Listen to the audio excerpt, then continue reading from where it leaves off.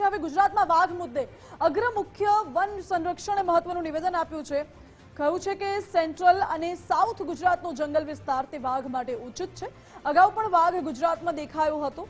મધ્યપ્રદેશમાં વાઘની વસ્તી છે, ત્યાંથી પણ વાઘ ઘણી વખત બહાર આવતા હોય છે. વાતાવરણ અનુકૂળ મળતા રતનમહાલમાં વાઘ સ્થાયી થયા છે. કેમેરા ટ્રેપમાં આવ્યો એ પહેલા પગલાના નિશાન જોવા મળ્યા છે.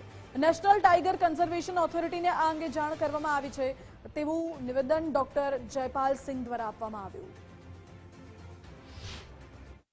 સારી બાબત છે કે આપણો આમ જે જંગલ વિસ્તાર છે સાઉથ ગુજરાત અને સેન્ટ્રલ ગુજરાતનો એ વાઘની વસ્તી માટે અનુકૂળ તો છે જ, અને ભૂતકાળમાં પણ વર્ષો પહેલાં અહીંયા વાઘનો વિચરણ હતું.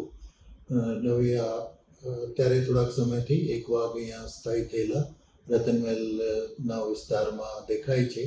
અને અમારો અંદાજ એ છે કે એમપીમાં જે વાઘની વસ્તી છે, જે અત્યારે કહીએ છીએ કે tiger out of tiger areas, તો એનાથી બહાર પણ ઘણા બધા ટાઈગરની વસ્તી અત્યારે છે. તો એ પ્રમાણે એ એમપીમાંથી એ આવીને પછી અહીંયા વાતાવરણ અનુકૂળ મળતા સ્થાયી થયું છે.